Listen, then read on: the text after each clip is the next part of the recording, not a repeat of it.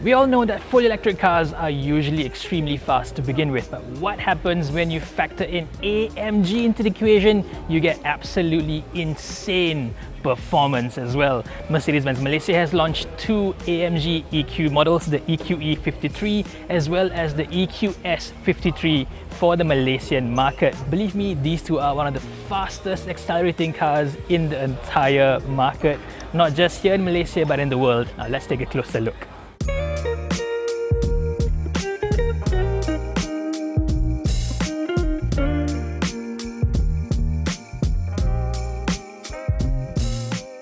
Now let's begin with prices first as usual. The EQE53 over here goes for just under 650,000 ringgit, while the EQS53 goes for just under 800,000 ringgit. Now of course these are not affordable EVs by any standards, but if you have to compare the car spec by spec to other markets, believe it or not, it's much cheaper to buy here compared to say the UK.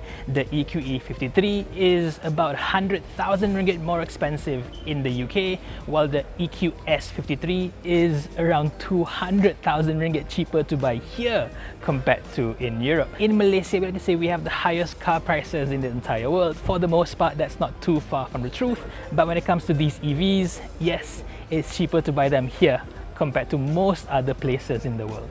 Now let's talk about performance, because that's what AMG is most known for anyway. For your information, both of these cars here come as standard with the AMG Dynamic Plus package.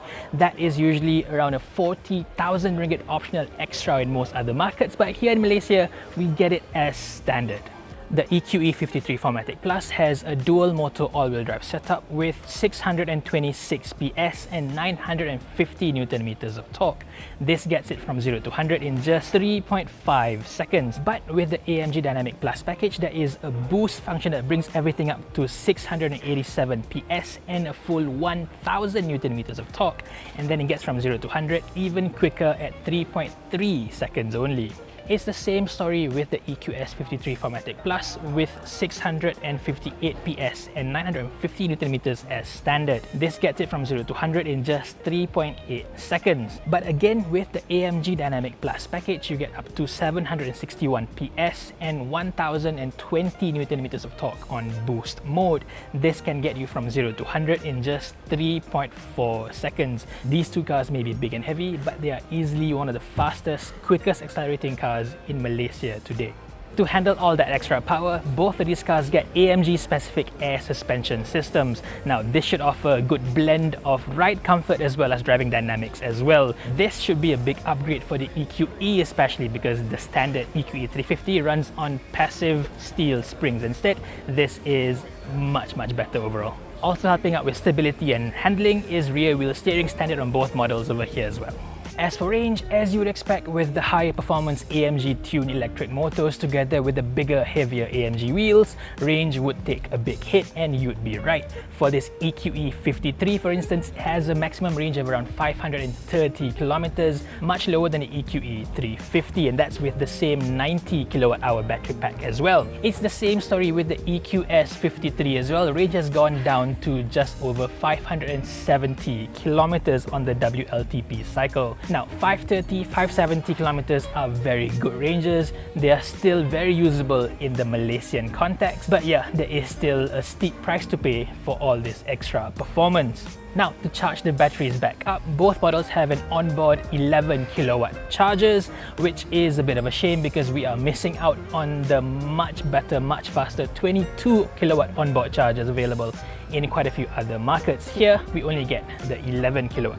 As for DC charging, the EQE53 takes up to 170 kilowatts, while the EQS53 takes up to 200 kilowatts. Now let's move on to styling, where there are not that many differences between this and the standard versions. The only few AMG specific items are the Panamericana grille with the vertical slats, which is quite unique if you compare them to the plain black grills on the standard cars, as well as of course the AMG multi-spoke wheels. Both of these cars have 21-inch wheels on the EQE as well as the EQS53. Behind the wheels are high-performance 6-spot brake calipers as well as equally high-performance Michelin Pilot Sport EVs. Moving inside, the cars follow the very familiar AMG formula as well. They look pretty much similar to the standard cars, but with very important AMG sportier touches. This includes a whole bunch of suede materials, real carbon fiber trim like in the center over here, and most importantly, the full fat AMG steering wheel. This includes Alcantara grips on the side and real carbon fiber rim in the top and the bottom. They look fantastic, they feel even better in your hands. They've also got additional control dials down the bottom for you to change your driving modes, whether to turn on the engine sound or not. I think it looks great. Specifically for the EQE, we get a big upgrade in terms of spec as well, because we are finally getting the expensive hyper screen option on an EQE for the first time in Malaysia. This, like I've said before, is around a 40,000 ringgit option in most other markets, and our EQE350 misses out on that, unfortunately. Here we get it as standard on the EQE53, and I think it looks great. Both models also have the AMG performance apps on the screens where you can see all the energy flow, as well as a really nice representation of an IWC watch here, as well as the track pace app. This has telemetry, this has an onboard drag race timer, as well as a track race system where you can log your fastest laps on international tracks and so on, but unfortunately Sepang is not on the system. So that's our quick look at both the brand new Mercedes-AMG EQE53 and EQS53, both just launched here in Malaysia.